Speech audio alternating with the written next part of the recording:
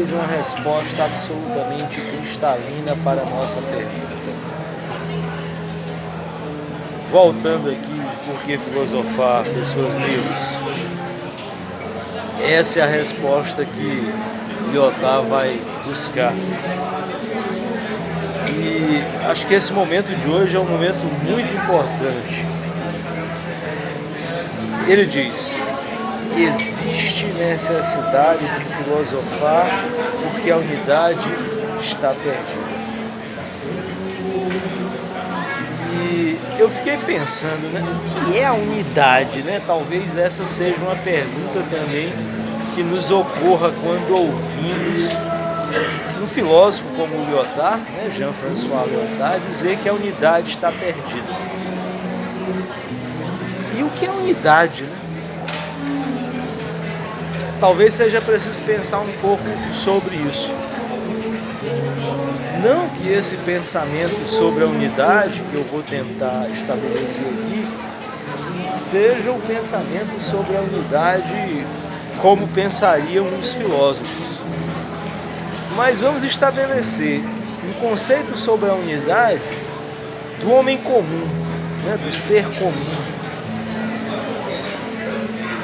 E aí eu quero dizer o seguinte, né, nos imaginemos no início de tudo, né, no início do pensamento, ou no início do pensar, né, em que nós nos espelhávamos, por exemplo, né, para dar um exemplo, nós nos espelhávamos nos pássaros. Né? Tudo que a gente vê os pássaros fazendo são coisas boas, né? É o bom, né? Proteger as suas crias, procurar comida, cantarolar logo de manhã cedo, morar entre as árvores, proteger o ambiente, porque o ambiente é o lugar que eles vivem. Muito bem.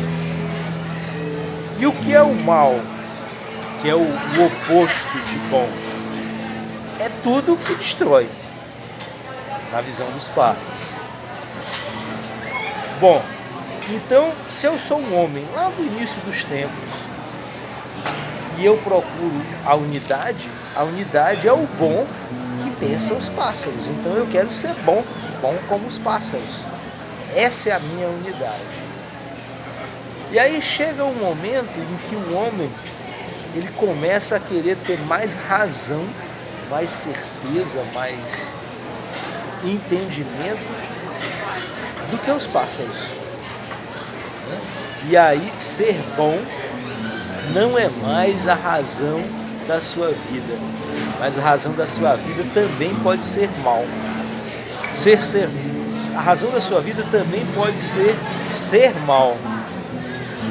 Então agora ele não vai querer única e exclusivamente imitar os pássaros, né? Mas ele vai querer também fazer o oposto do que os pássaros fazem.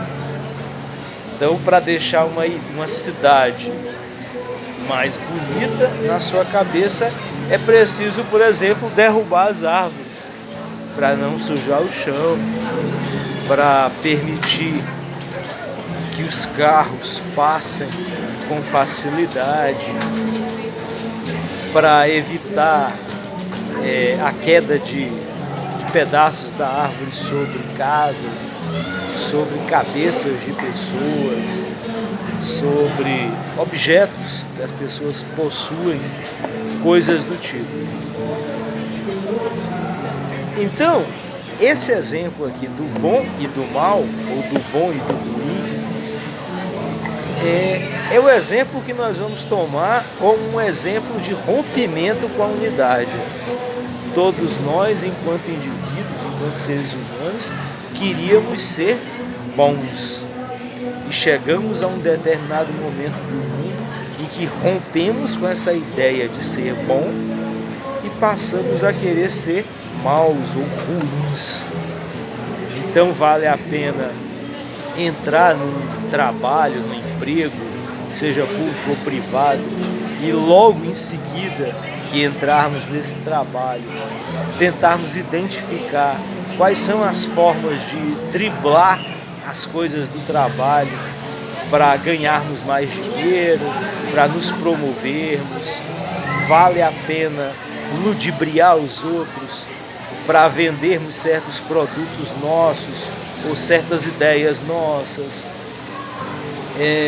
Vale a pena escravizar os outros para que a produção daquilo que a gente constrói, ou daquilo que a gente planta, ou daquilo que a gente cria, seja mais intensa. Tudo isso são coisas que vão rompendo com a ideia de bom e nos colocando na ideia de mal, na ideia de ruim. Então, por aí a gente vai começar a definir unidade dentro dos termos do Lyotard, dentro dos termos do homem comum, como eu falei, que talvez não seja a ideia da filosofia. Mas eu acho que essa é uma ideia que a gente pode guardar como princípio dessa definição, né? Dessa definição que o Lyotard ainda vai chegar. Então, já na nossa próxima leitura, eu quero continuar a partir daí, que eu espero que seja logo, seja agora, né? Seja daqui a algumas horas, alguns dias. Forte abraço, até a próxima.